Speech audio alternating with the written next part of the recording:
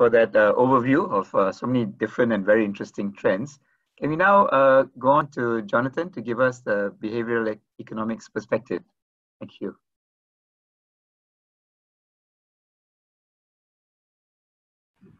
All right. Hi, everybody.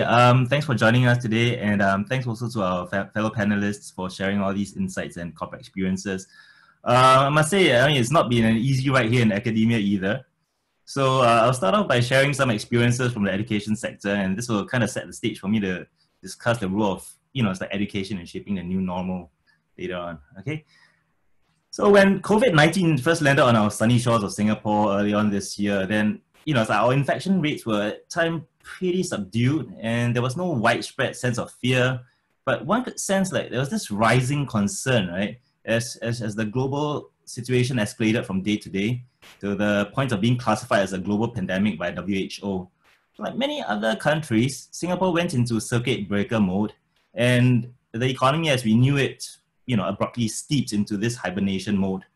So amidst the volatile and ever-changing circumstances, I mean, one thing is our universities never ever stopped working to give the students the best experience.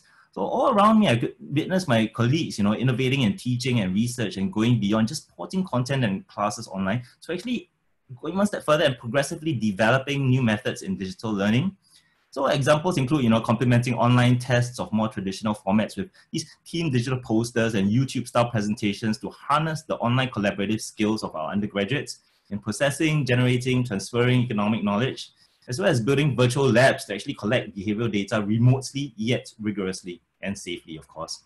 So people like water, you try to block it and we'll find another way. Yeah, tourism, dining out, sports, school, religious gatherings, the circuit breaker can bring all these things are a complete halt, but that's not stopped us from seeing the world through, say, TikTok or YouTube, enjoying Michelin star food delivered by Grab, or working, worshiping, making music together online through Zoom. And these digital platforms, they actually preserve the links, the connections between demand and supply nodes on these networks. And in turn, it allows us to continue very important activities.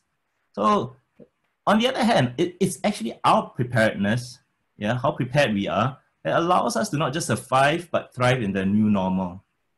Okay. So for this, we have to embrace change at various levels of decision making. And the main problem here is that when we talk about a new normal, it's like, we're not just talking about COVID and what COVID has made us do and what it will keep us doing, but also how COVID has hit us at a very bad time, a time when global recession has been looming at our doorstep. So since 2018-19, economists have been worried about a global recession in 2020 or so, arising from many things: aggregate demand slumps all over the world, low productive investment, market volatility, protectionist uncertainties, weak responses to monetary policy stimulation, low growth, high debt.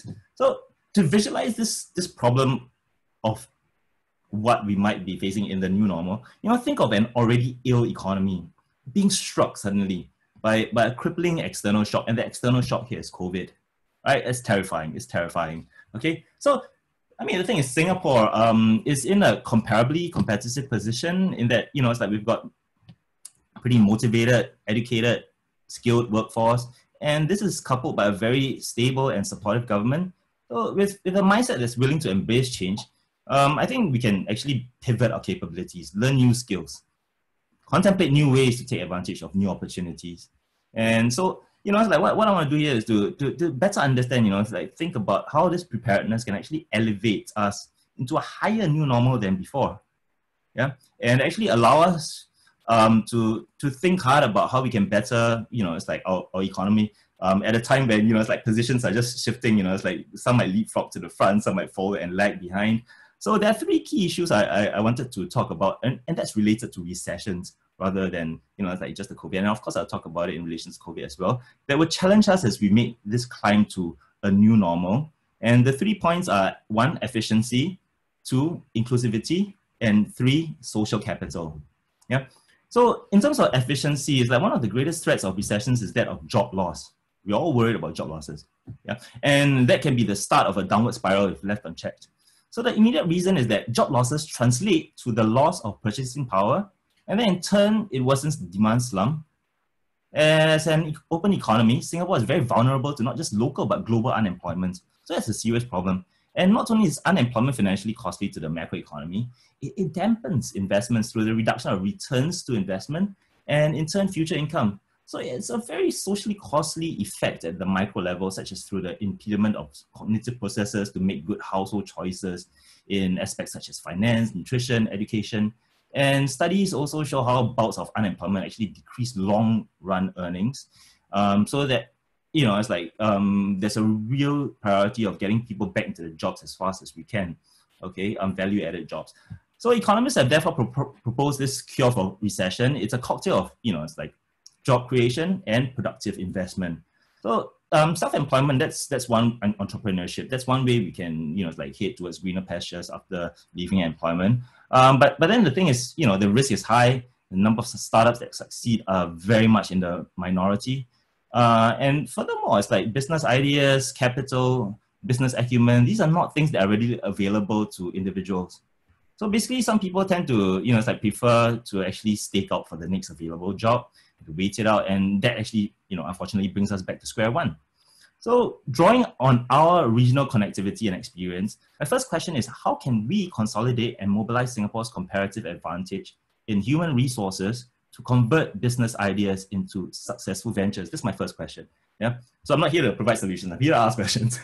Right. So the next point is inclusivity. Right. So the disruption of education opportunities is another way by which these recessions can actually leave a permanent scar on the economy.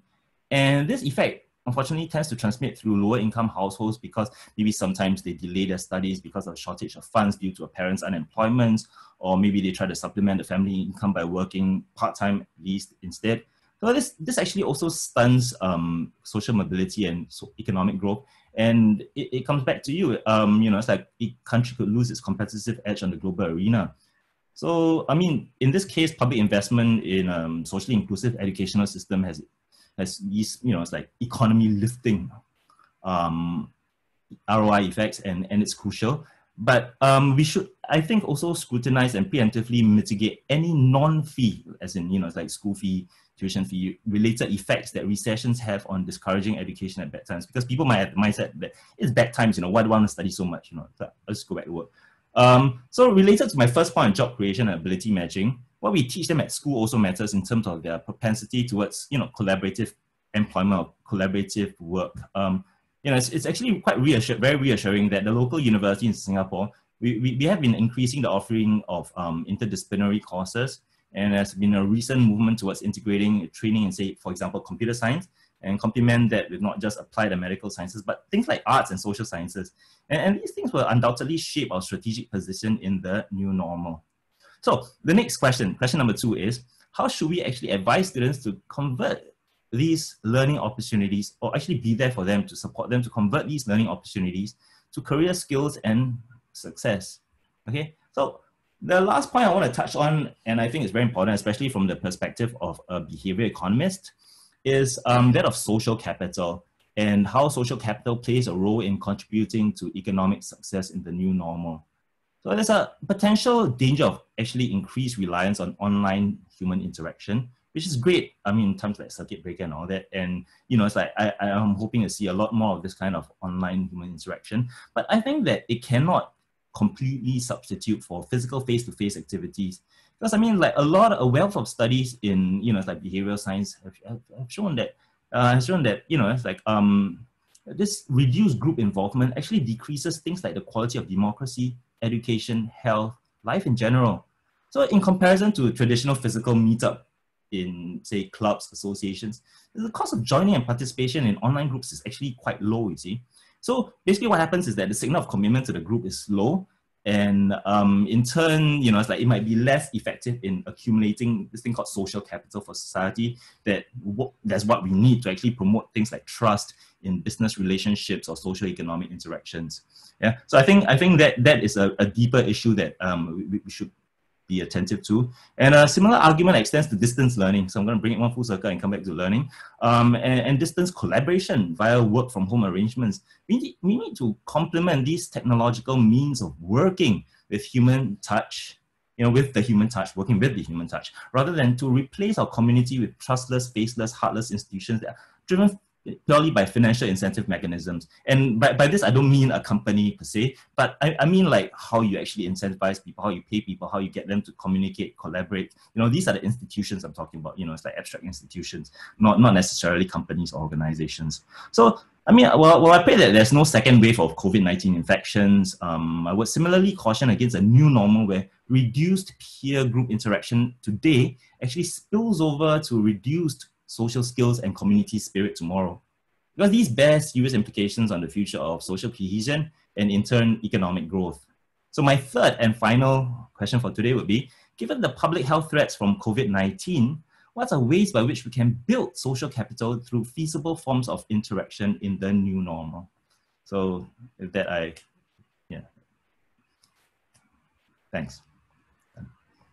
Thank you, Jonathan. I think you've raised a lot of very deep questions that we need to address. And